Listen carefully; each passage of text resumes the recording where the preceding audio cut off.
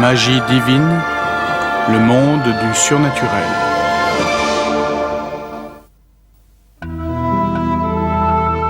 Surgis d'outre-tombe, franchissant sans bruit portes et murs, les fantômes font partie depuis des siècles de notre imaginaire collectif. Des récits d'esprits désincarnés se retrouvent dans tous les folklores du monde et les histoires de fantômes font frissonner leur auditoire depuis la nuit des temps. Nous ignorons ce que nous devenons vraiment après notre mort, mais la plupart d'entre nous se plaisent à penser qu'une partie de nous demeure. Certains croient même que nous devenons de purs esprits. D'où la troublante hypothèse que cette transmutation se passe parfois mal.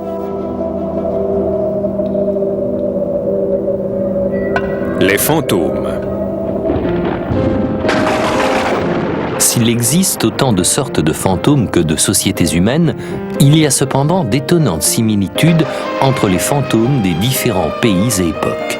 Quelquefois, les fantômes sont ceux de gens célèbres, et donc aussitôt identifiables. Ainsi, le fantôme d'Abraham Lincoln apparaît souvent à la Maison-Blanche. Lincoln avait été profondément bouleversé par les massacres de la guerre de Sécession. Et peut-être est-ce ce souvenir qui l'empêche de trouver le repos éternel.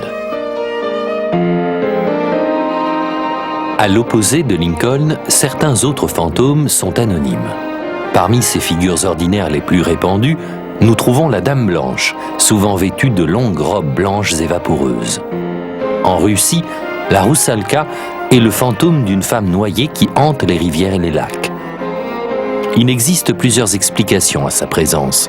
Une histoire d'amour fatal, un accident tragique, un meurtre, mais toutes impliquent des émotions violentes justifiant que son âme n'ait jamais trouvé la paix. La Roussalka n'est pas dangereuse, même si son apparition peut paraître effrayante. On raconte même qu'elle aide les voyageurs perdus et les pêcheurs en difficulté. Cependant, même si la rencontre avec certains fantômes est réconfortante, la plupart du temps l'expérience est traumatisante. La température de l'air descend en flèche lorsqu'un fantôme surgit, et les témoins épouvantés ont le souffle coupé et les cheveux qui se dressent sur la tête.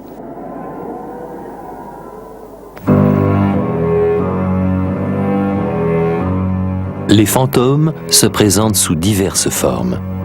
Ils peuvent être éthérés ou tangibles, grotesques ou beaux, loquaces ou muets. Il peut s'agir d'hommes, de femmes, d'enfants, d'animaux, de véhicules ou même d'un bloc d'immeuble. Mais quelle que soit l'apparence qu'ils prennent, les vivants ont la sensation immédiate d'être en présence de quelque chose d'irréel, qui défie les lois naturelles et menace l'équilibre de leur univers familier. Mais s'ils nous effraient, l'inconnu nous fascine également. La preuve en est que notre intérêt pour les fantômes s'est confirmé au fil des âges. À chaque siècle, dans chaque société, on trouve toujours quelqu'un qui a croisé un fantôme. Il n'y a pas la moindre preuve scientifique de l'existence des fantômes, pas plus que de leur apparition. Pourtant, les rencontres avec les fantômes sont et ont toujours été l'une des expériences surnaturelles les plus fréquentes. Depuis la nuit des temps, des récits détaillés témoignent de la conviction inébranlable et sincère de milliers de gens qui affirment avoir bel et bien vu un spectre. Et pour reprendre ce que disait l'écrivain anglais Samuel Johnson voilà 200 ans, à ce sujet, l'intuition tend à affirmer ce que la raison tend à infirmer.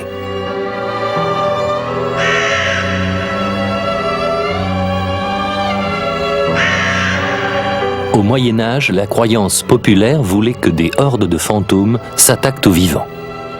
Pour les gens, rien n'était plus terrifiant que la chevauchée fantastique, cette bande de cavaliers du ciel qui déferlait implacable sur l'Europe du Nord. Réunis sous la férule des dieux norvégiens incarnés, les chevaliers de l'Apocalypse épouvantaient ceux qui les voyaient ou les entendaient. La chevauchée fantastique est une ancienne légende scandinave qui s'est répandue par la suite en Europe du Nord.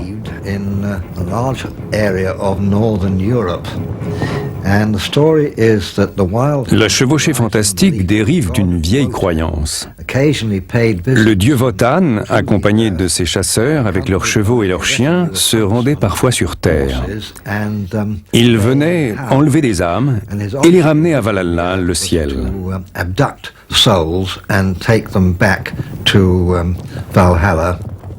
Au cours des siècles derniers, les apparitions de la chevauchée fantastique se sont raréfiées alors que le christianisme s'étendait en Europe. Mais les cavaliers continuent à surgir de temps à autre, semant la panique sur leur passage. L'on raconte que si une personne a la malchance d'entendre le galop des chevaliers de l'Apocalypse, ou pis, de les voir, cela lui est fatal.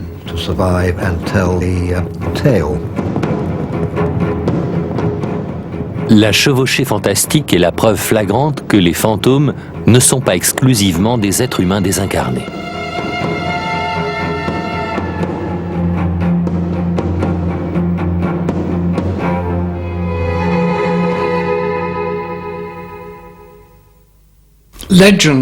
Des légendes d'attelage fantômes et de mystérieux cavaliers se retrouvent dans tous les folklores.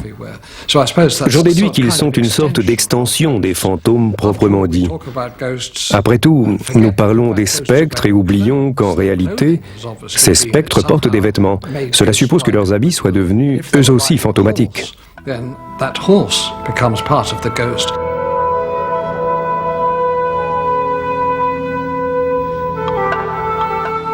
L'apparition effroyable au crépuscule du cavalier sans tête est répandue en Amérique du Nord et dans toute l'Europe. De telles visions, souvent présentes dans les histoires de meurtre et de vengeance, symbolisent l'errance tragique du fantôme incapable de trouver la paix dans la tombe et condamné à revivre éternellement les souffrances de sa vie terrestre.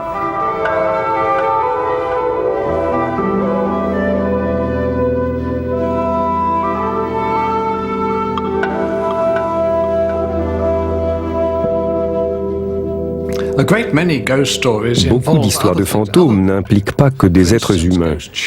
C'est le cas par exemple des histoires de vaisseaux fantômes. La plus connue est celle du Hollandais volant, mais il en existe bien d'autres. Il existe d'innombrables versions de l'histoire du Hollandais volant. L'une d'elles se situe au début du XIXe siècle. On raconte qu'un navire contournant le Cap Horn est pris dans une tempête. L'équipage supplie le capitaine de mettre le cap vers un endroit sûr, mais il refuse et met Dieu au défi de couler le bateau. C'est alors qu'un fantôme surgit sur le pont. Devant l'équipage terrifié, le capitaine menace de l'abattre d'un coup de pistolet s'il ne part pas. L'arme lui explose dans la main, puis le spectre prononce sa malédiction. Le capitaine est condamné à naviguer éternellement à travers mers et océans. Pour les marins, apercevoir le bateau à la dérive est un funeste présage. Les fantômes existent dans toutes les sociétés depuis la nuit des temps.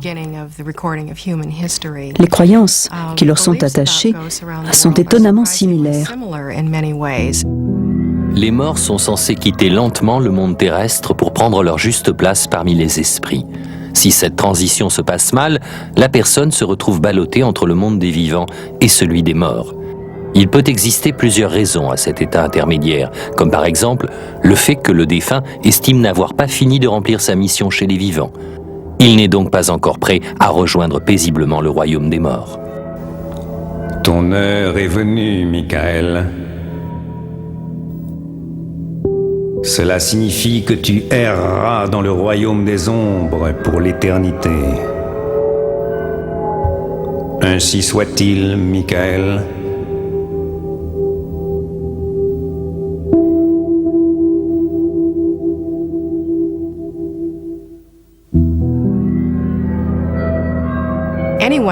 Tout le monde peut devenir un fantôme. Aucune loi ne régit le passage de l'état de mortel à celui de fantôme. Un fantôme est la preuve de l'existence de la vie après la mort. Il peut faire l'objet d'une apparition ou se manifester par des impressions, des empreintes figées dans le temps et l'espace. Mais au fond, nous croyons aux fantômes parce que nous avons besoin d'eux pour prouver la survie de notre âme, pour apaiser nos craintes sur notre propre monde. Les fantômes surgissent tour à tour pour nous conseiller, nous avertir, nous consoler. Ils valident nos actes dans l'univers des vivants et nous rassurent en nous montrant qu'il existe autre chose après la mort physique.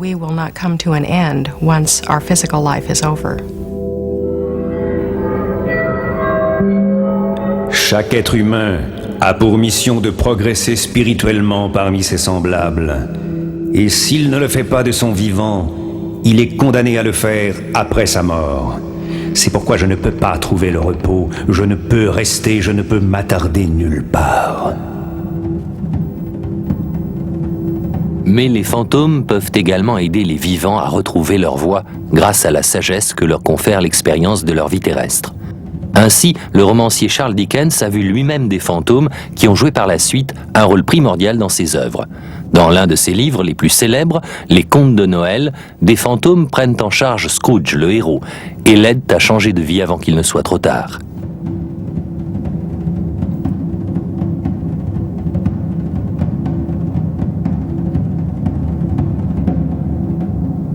Les fantômes qui se manifestent à Scrooge sont lestés par de lourdes chaînes qui les rattachent à notre monde. Mais Dickens n'est pas le premier à avoir eu cette idée. L'image du fantôme enchaîné remonte à des récits lointains. La toute première histoire de fantôme, du grec Athénodore, décrit déjà le bruit des chaînes raclant le sol. En fait, l'histoire d'Athénodore correspond sans doute à la toute première enquête sérieusement menée sur les fantômes.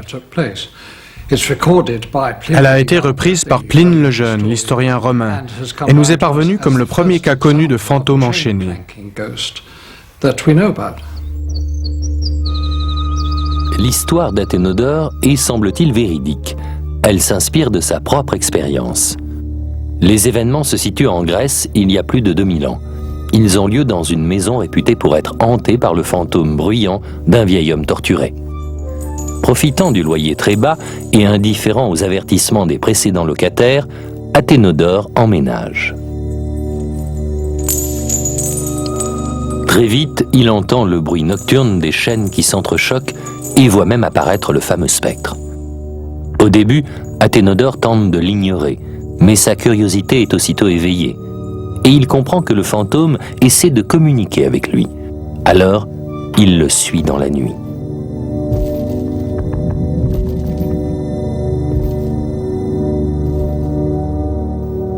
Le lendemain matin, Athénodore va chercher le magistrat local pour qu'il examine l'endroit de l'apparition du fantôme. Athénodore est certain que le fantôme a une bonne raison de hanter la maison. Il craint que l'esprit du vieil homme ne dispose pas d'un endroit décent où reposer et pense que la maison ne retrouvera son calme que lorsqu'il aura résolu l'énigme de cette apparition douloureuse. Dans la nuit, Athénodore jette des feuilles exactement autour de l'endroit de l'apparition. Selon lui, c'est là que réside la clé du mystère. Au matin, en creusant à l'endroit indiqué, on découvre en effet les restes d'un corps. Cette fois, les ossements sont enterrés lors d'une cérémonie en bonne et due forme et le fantôme n'apparaît plus jamais. Désormais, le vieil homme peut reposer en paix. Cependant, il est bien difficile de satisfaire si aisément tous les fantômes. Certains n'apparaissent que pour délivrer une sentence de mort. Ces messagers de la mort apparaissent pratiquement dans toutes les sociétés et leur funeste sentence est irrévocable. Le message peut être délivré par une lueur dans le regard, l'écho d'une belle chanson ou d'une plainte interminable, mais sa signification est tout de suite interceptée par son destinataire.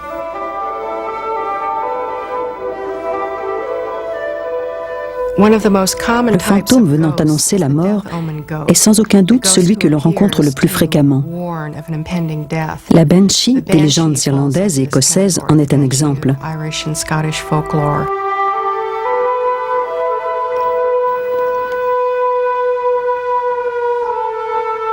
Les Banshees sont traditionnellement associées aux fées de la forêt, mais à l'opposé de leurs sœurs, elles peuvent être maléfiques. La Banshee est une légende celtique, surtout irlandaise.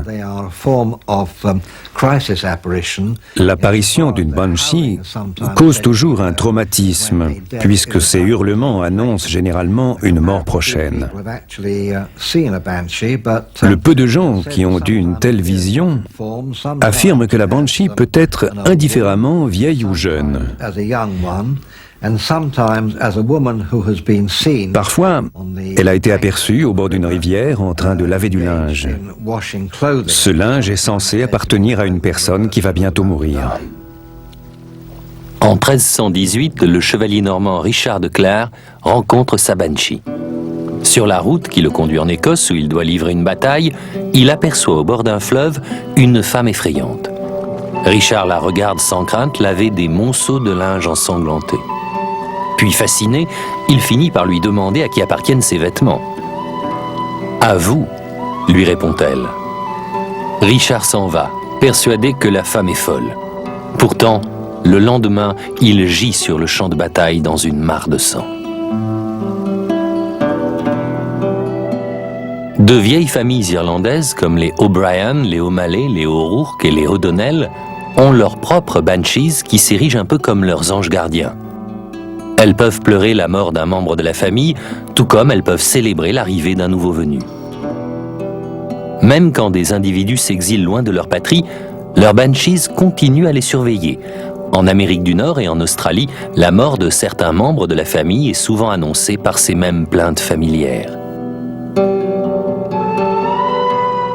Pendant des siècles, l'apparition d'une banshee a souvent été annonciatrice d'une mort imminente. Les membres d'une famille qui entendaient ces lamentations savaient d'ores et déjà que l'un d'entre eux allait mourir. Mais aujourd'hui, ce sont ceux qui voient l'apparition qui sont eux-mêmes condamnés à trépasser.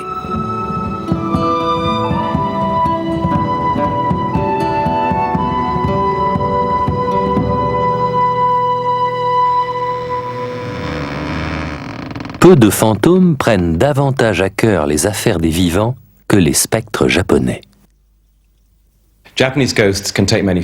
Les fantômes japonais peuvent prendre diverses formes. Ils sont généralement vêtus de blanc, le blanc étant là-bas la couleur du deuil, étroitement lié à la mort, parce que décédés dans de mauvaises conditions, ils se présentent ébouriffés. C'est logique, puisqu'on devient fantôme à cause d'une passion quelconque, qui nous empêche d'entrer sereinement dans le royaume des morts.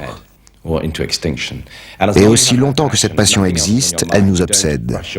On ne pense plus alors à laver ni à peigner nos cheveux, qui deviennent hirsutes.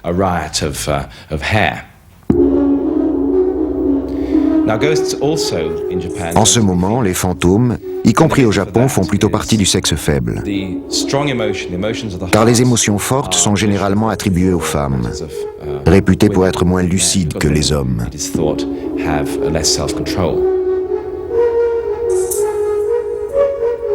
Au Japon, les fantômes sont omniprésents.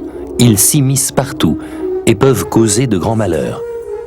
Même si un riche passé spirituel et la fusion de plusieurs religions peuvent justifier la variété des fantômes japonais, ils n'expliquent pas pourquoi les fantômes sont si actifs dans la vie quotidienne.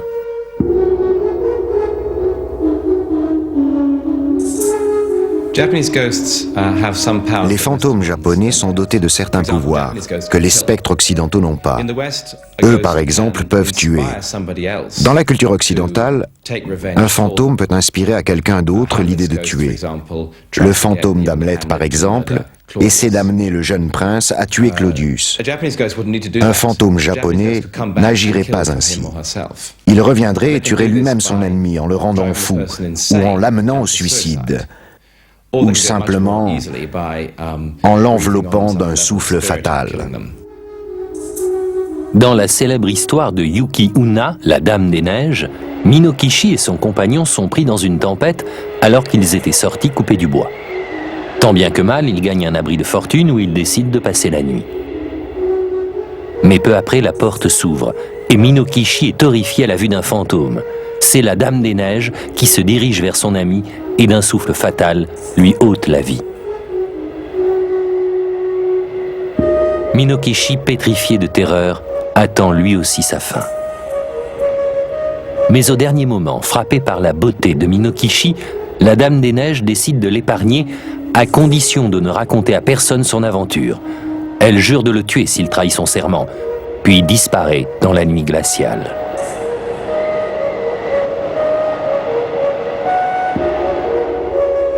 Les années passent et Minokichi tient sa promesse. Un jour, il rencontre la belle Yuki qui l'épouse. Ils engendrent 3 fils et vivent heureux tous ensemble.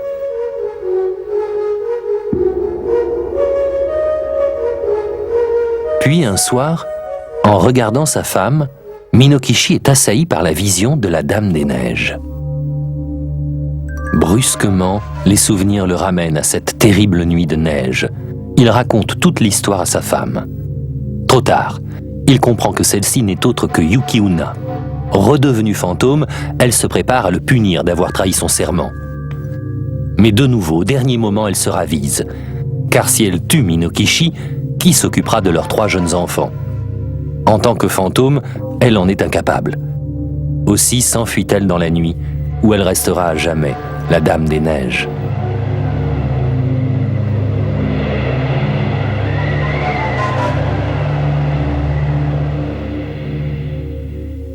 Les illustrations de fantômes tiennent une place importante dans la culture populaire japonaise.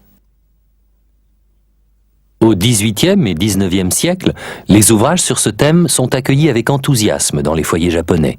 Et l'engouement pour les gravures monstrueuses devient tel que le gouvernement finit par interdire leur publication.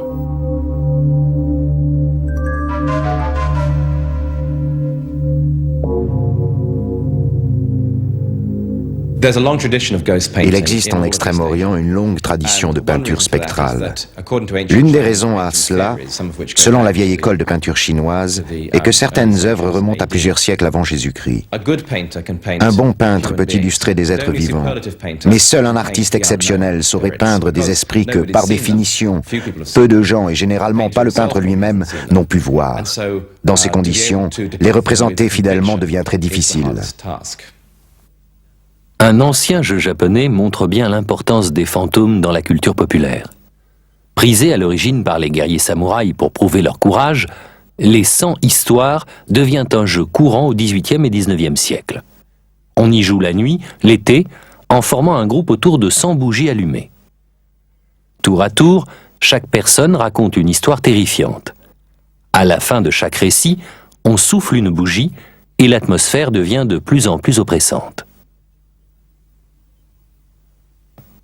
Le jeu est interdit aux enfants, et seuls les joueurs les plus courageux restent jusqu'au bout. La terreur ambiante atteint son paroxysme lorsqu'on éteint la dernière bougie et qu'un fantôme apparaît.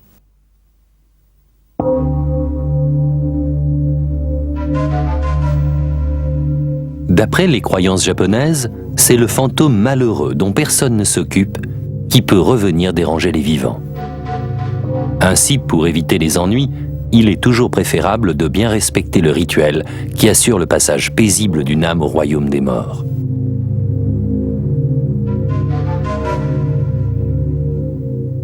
On utilise des bougies pour assurer le passage dans l'au-delà.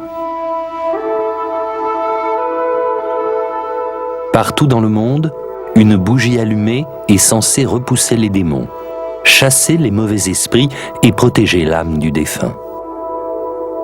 Dans toutes les cultures, il est considéré comme sage et bienséant de traiter les morts avec respect. Dans l'Irlande du XIXe siècle, on exprime son respect en touchant le corps d'un défunt. D'autres rituels entourent le deuil et les funérailles. Faire la toilette d'un mort a été l'apanage de la culture européenne pendant des siècles. Partout, la tradition veut que les vivants fassent de leur mieux pour assurer la survie de l'âme du défunt.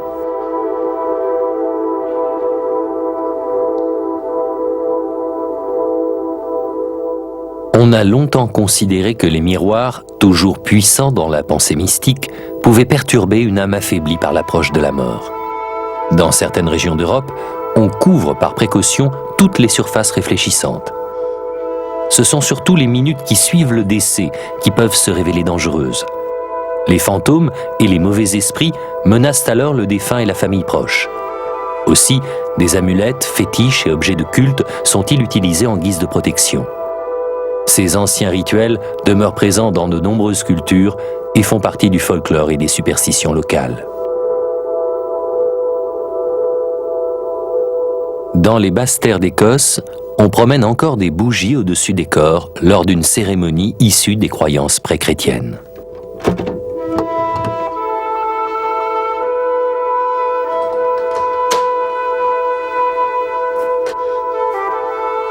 Personne ne souhaite qu'un fantôme revienne hanter son ancienne maison, et des rituels sont destinés à empêcher cela. Le corps doit sortir de la demeure les pieds devant, et de préférence par la porte de derrière. L'acheminement du corps vers la tombe doit être lent et solennel, et peut être jalonné de pauses à des endroits ayant une signification particulière pour le défunt, afin de lui donner la possibilité de faire ses adieux à ces lieux. L'une des coutumes funéraires les plus répandues, qui consiste à placer les objets fétiches du défunt dans sa tombe, est certes destinée à le consoler, mais surtout à protéger les vivants. En effet, tout ce qui pourra apaiser l'âme du défunt dans l'au-delà le dissuadera de revenir hanter les lieux de sa vie terrestre. Ainsi, les Égyptiens qui redoutaient les fantômes prenaient soin de laisser des victuailles aux morts et consacraient beaucoup d'énergie à inventer de nouvelles amulettes qui permettraient à l'âme d'effectuer paisiblement son voyage dans l'au-delà. Parfois, des objets en fer sont censés empêcher le fantôme de s'échapper. Le fer est lourd à déplacer et selon certaines croyances, les fantômes ne peuvent passer à travers. Selon les anciens, les âmes de personnes n'ayant pas été enterrées convenablement ne peuvent connaître le repos éternel. Elles reviennent sur terre pour hanter les vivants. Les coutumes funéraires diffèrent autour du monde, mais toutes s'accordent sur le principe qu'un enterrement dans les règles est nécessaire pour assurer le repos éternel d'une âme. Autrefois, on prenait des précautions particulières pour exhumer les personnes décédées tragiquement, puisque généralement c'était elles qui avaient le plus de mal à trouver la paix outre-tombe. Les criminels et les sorciers aussi avaient droit à un rituel spécial. On les enterrait à la croisée des chemins pour embrouiller les esprits et les empêcher de rentrer chez eux. On empalait les prétendus vampires sur une pique plantée en plein cœur pour mettre un terme à leurs errances nocturnes.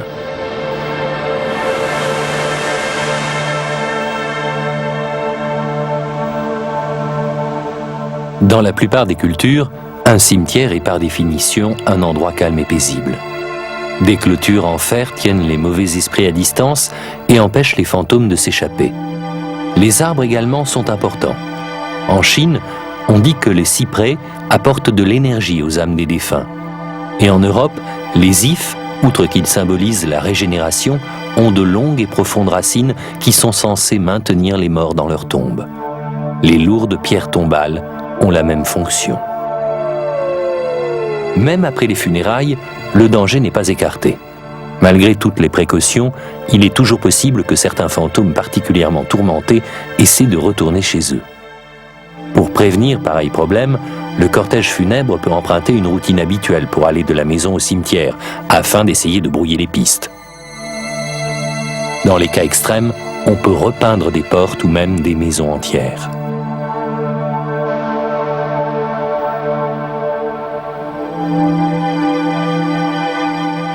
Beaucoup de pratiques superstitieuses sont destinées à décourager les fantômes, comme par exemple le fer à cheval placé sur la porte censé les tenir à distance ou le sel déposé sur le seuil.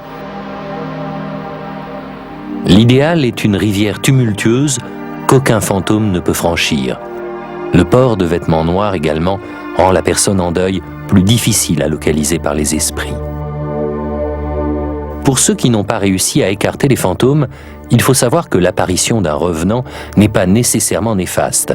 Parfois, au contraire, ce retour peut être source de joie.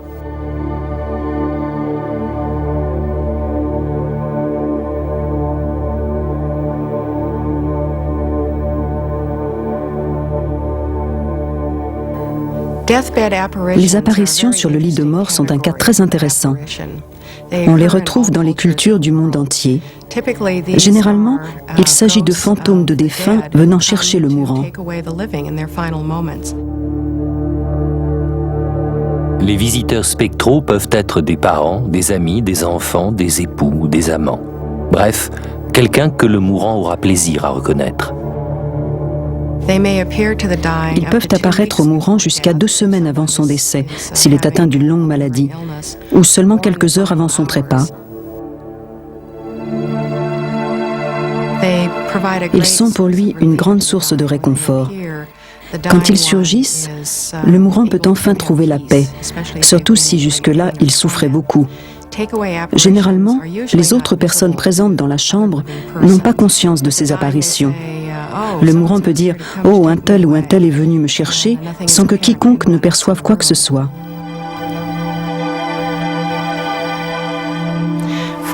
Souvent, le mourant voit des scènes d'une grande beauté qui préfigurent le paradis à venir, comme de beaux jardins, de riantes prairies ou de luxueux palais.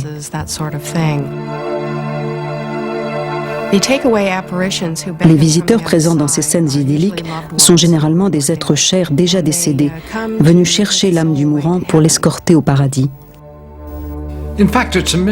En fait, croire que les gens ont peur des fantômes est une idée fausse. Pour la plupart, il est rassurant et même encourageant de savoir qu'un être aimé les attend au royaume des ombres et qu'une vie heureuse leur est réservée. Les fantômes ne sont pas seulement là pour aider les mourants à effectuer leur passage de la vie à la mort. Ils leur servent également de guides dans l'au-delà et adoucissent leur départ en les aidant à se repérer dans leur nouveau royaume. Comme les visiteurs des derniers instants, la plupart de ces fantômes sont supposés être des membres de la famille et les retrouvailles dans l'au-delà sont donc joyeuses. Ces fantômes spontanément réconfortants et pleins de sollicitude sont une chose. Mais il existe aussi bien sûr les fantômes errants, ceux qui sont associés à un endroit précis qu'ils semblent incapables de quitter, où ils apparaissent régulièrement. Ils hantent ainsi les remparts d'un château, les couloirs d'un palais ou d'une abbaye ou d'un tout autre lieu familier. Souvent, ils semblent murés dans leurs propres soucis. Si quelqu'un les aborde, ils ne répondent pas et poursuivent leur chemin, l'air triste, visiblement obsédés par leurs problèmes personnels.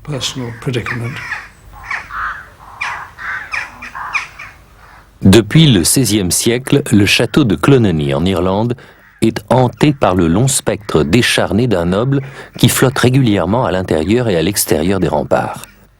L'unique indice sur son identité est un caveau très simple situé juste au-delà de l'enceinte du château. Là sont enterrées Marie et Élisabeth Boleyn, cousines de l'infortunée épouse d'Henri VIII, Anne. Personne ne sait comment elles sont mortes, ni pourquoi on les a enterrées ensemble. Mais on pense que le noble devenu fantôme a peut-être joué un rôle dans leur mystérieux décès.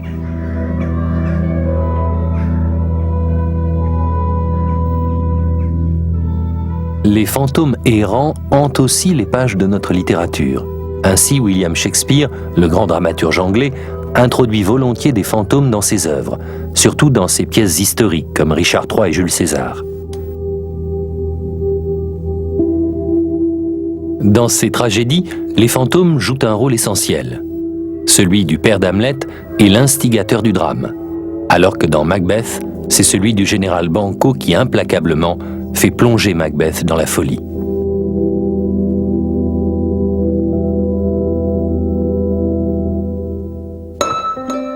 Les tours de contes de fées du château de Glamis cachent de sombres secrets. Lieu de naissance de la reine-mère, c'est le plus vieux château habité d'Écosse et le plus célèbre. En 1535, la belle Lady Glamis périt sur le bûcher pour avoir, dit-on, tenté d'empoisonner le roi d'Écosse. On aperçoit toujours son fantôme qui erre éternellement dans les jardins qu'elle aimait tant.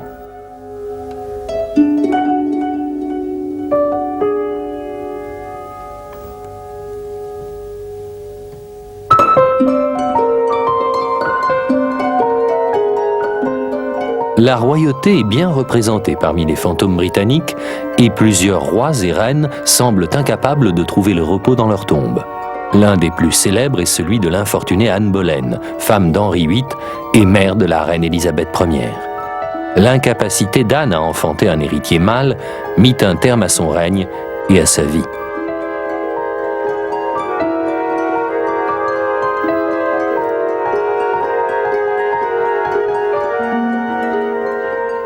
permettre à Henri VIII de se remarier, la jeune et belle Anne fut emprisonnée dans la sinistre tour de Londres.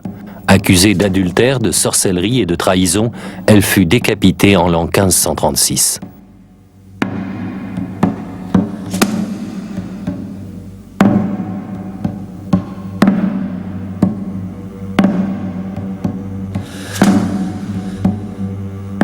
Depuis, son fantôme a été aperçu dans 5 des endroits où elle a vécu, y compris le dernier, la Tour de Londres. Là, les hallebardiers l'ont vue sous diverses formes. Parfois, Anne apparaît simplement comme une lumière étincelante.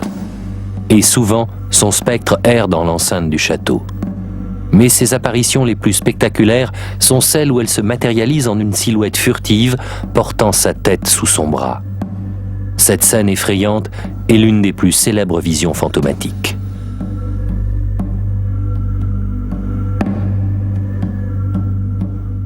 Le fantôme d'Anne Boleyn apparaît également en d'autres lieux. On dit qu'elle hante Bleaking Hall, le château de son enfance, ainsi que celui de Hampton Court, son préféré. Là, son fantôme semble plus à l'aise. On l'aperçoit rarement décapitée, mais plutôt flânant tranquillement dans les cours et les jardins, où elle fut heureuse.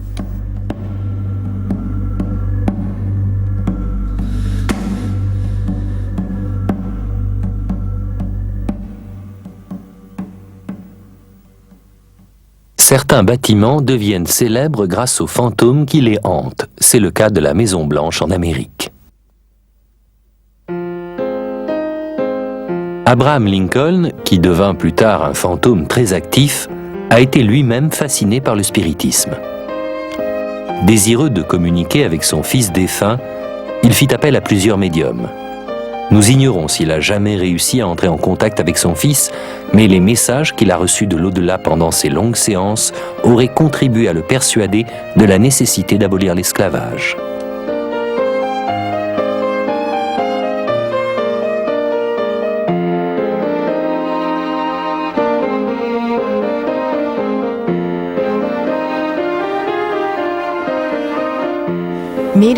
Les médiums deviennent populaires à la fin des années 1840, période marquant l'avènement du spiritisme. Cette vague balaya l'Amérique et franchit même l'Atlantique pour gagner l'Angleterre.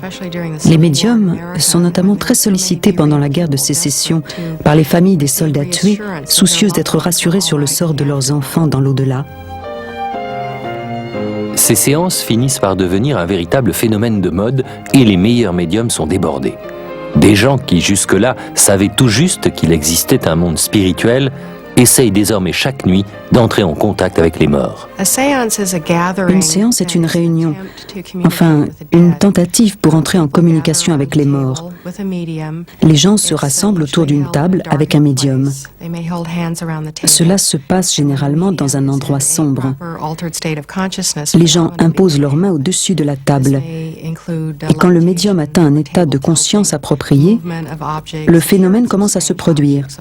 Il peut bien sûr y avoir une lévitation, des vibrations de la table, un déplacement d'objets ou d'étranges apparitions. Les morts se font parfois entendre, ou même se matérialisent sous la forme présumée du fantôme lui-même. Un médium peut obtenir un message direct d'un esprit, ou bien entrer en transe afin que l'esprit s'exprime à travers lui. De nombreuses tricheries ont été dénoncées au XIXe et même au XXe siècle, mais certains cas intéressants demeurent inexpliqués.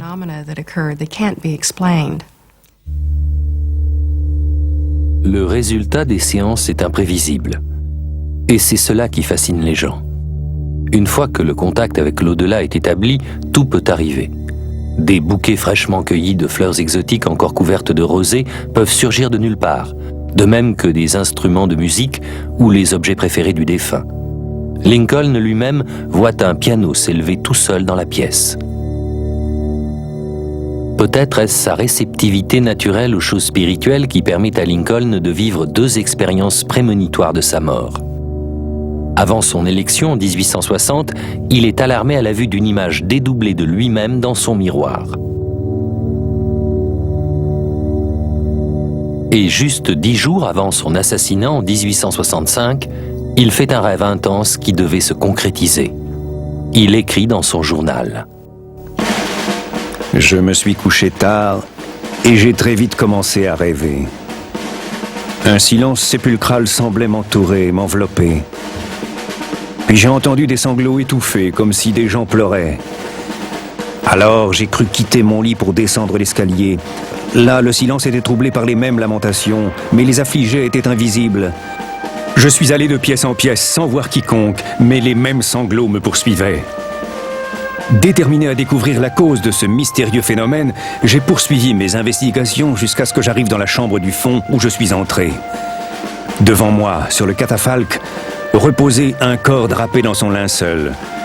Autour de lui se trouvaient des soldats en faction faisant office de garde, ainsi qu'une foule de gens. Certains regardaient tristement le défunt, d'autres pleuraient. « Qui est mort à la Maison-Blanche » demandai-je à l'un des soldats. « Le président » me répondit-il, « il a été assassiné. » Les lamentations qui lui firent écho me réveillèrent. Je n'ai plus dormi cette nuit-là, et bien qu'il s'agisse d'un simple rêve, j'en demeure étrangement perturbé.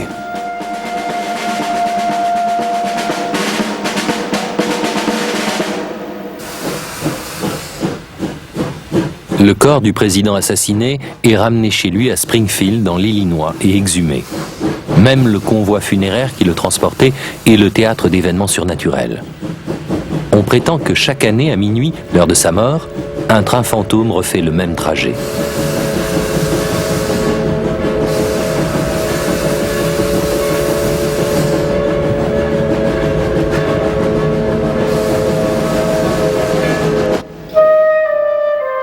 Sur son passage, toutes les horloges et les montres s'arrêtent. Le convoi progresse silencieusement et n'atteint jamais sa destination.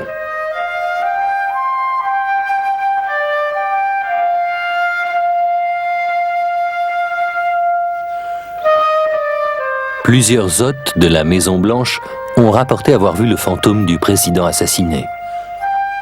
La première dame d'Amérique, Lady Grace Coolidge, le président Harry Truman et même le premier ministre britannique Winston Churchill reçurent la visite du fantôme. La reine Wilhelmine des Pays-Bas raconte ainsi sa rencontre avec le fantôme de Lincoln. Une nuit, alors qu'elle se trouve en visite chez le président Roosevelt à la Maison-Blanche, elle lit la Bible dans sa chambre quand on frappe à sa porte. Elle ouvre et se trouve face à un grand homme barbu, coiffé d'un chapeau haut de forme et habillé à la mode du 19e siècle. C'est seulement le lendemain matin qu'elle prend conscience qu'il s'agissait du fantôme de Lincoln. Après la mort de son mari, Mary Todd Lincoln vint sous un faux nom consulter le photographe médium William Mumler. Le cliché montre la silhouette floue du défunt président à côté de sa femme. Le bostonien William Mumler est à l'avant-garde d'une nouvelle mode. En 1861, il développe une pellicule qui semble contenir un cliché de fantôme. L'idée est née, et bientôt, d'autres photographes suivent sa trace.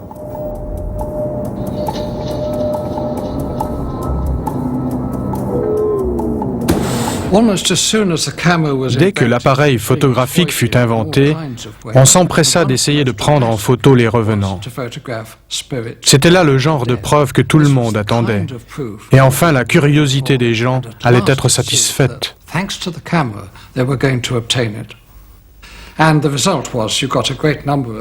On obtient un nombre impressionnant de clichés spectraux. En gros, les choses se déroulent ainsi. La personne prend la pose et le photographe opère. En apparence, il n'y a personne d'autre dans la pièce, mais lorsqu'on développe la pellicule, une ombre floue se dessine dans un coin du cliché, où l'on peut discerner un visage.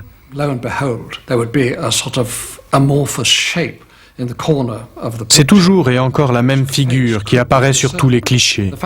Pourtant, des centaines de personnes vont l'identifier comme étant le parent qu'elles ont perdu. Cela ne semble troubler personne. Même quand un célèbre photographe français est confondu comme escroc, beaucoup de gens continuent à croire que grâce à une photographie, ils détiennent la preuve tangible de la survie de leurs proches dans l'au-delà. The survival of their relatives due to this photographic process. Très peu de ces photographies spontanées de fantômes sont convaincantes. L'une des rares exceptions est celle du fantôme de Greenwich. Il s'agit d'un cliché pris dans un endroit connu, par une personne connue, à une date bien déterminée, et qui montre apparemment un spectre dans un escalier. L'appareil photographique n'est pas le seul moyen employé pour tenter de prouver scientifiquement l'existence des fantômes. Le plus connu demeure la planchette. La méthode consiste à poser sa main sur une rondelle en bois où est fixé un crayon. Ce dernier se met alors à écrire automatiquement le message dicté par les esprits.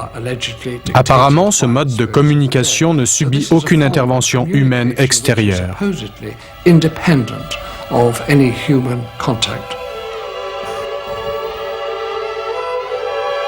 Au XIXe et au début du XXe siècle, on rivalise d'imagination pour inventer de nouveaux moyens, du plus simple au plus sophistiqué, afin d'entrer en contact avec les esprits sans passer par un médium. Mais aucun de ces procédés ne surpasse le jeu du Ouija.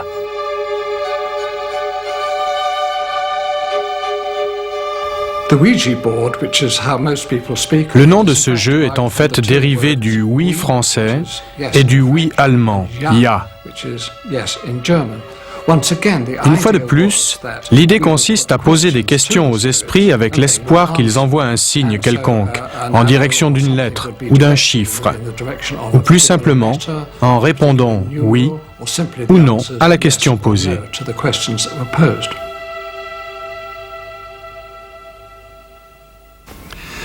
De nombreux sceptiques affirment que les fantômes sont une pure invention. Et force est d'admettre qu'au sens scientifique du terme, on ne détient aucune preuve de leur existence.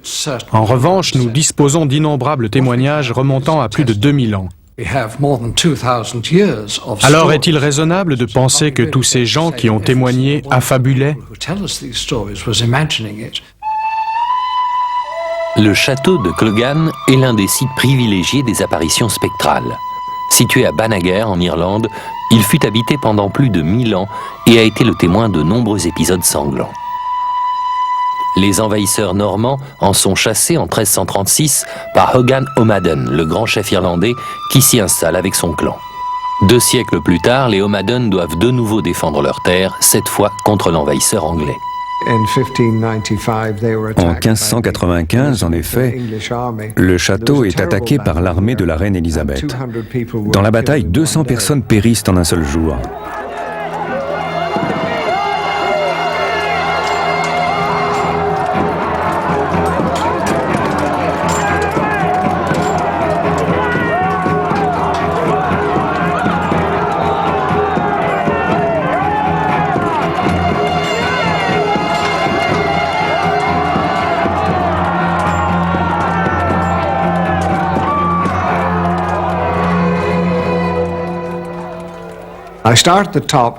J'ai commencé par le haut, puis j'ai descendu l'escalier en spirale en fermant les portes à clé au fur et à mesure. Arrivé en bas, j'ai claqué la porte d'entrée, comme ça. Une silhouette argentée est apparue, et à la seconde précise où la porte s'est fermée, j'ai entendu un hurlement effroyable, puis le silence est revenu.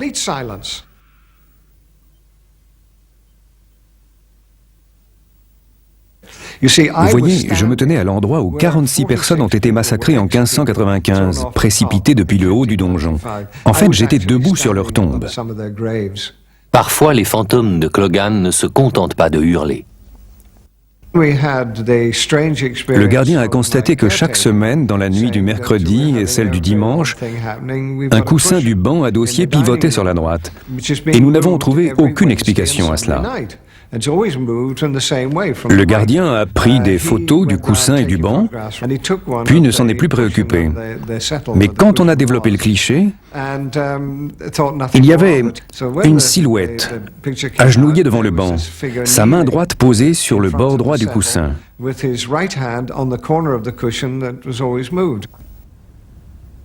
Je crois que les expériences traumatiques laissent une empreinte sur les lieux où elles se produisent.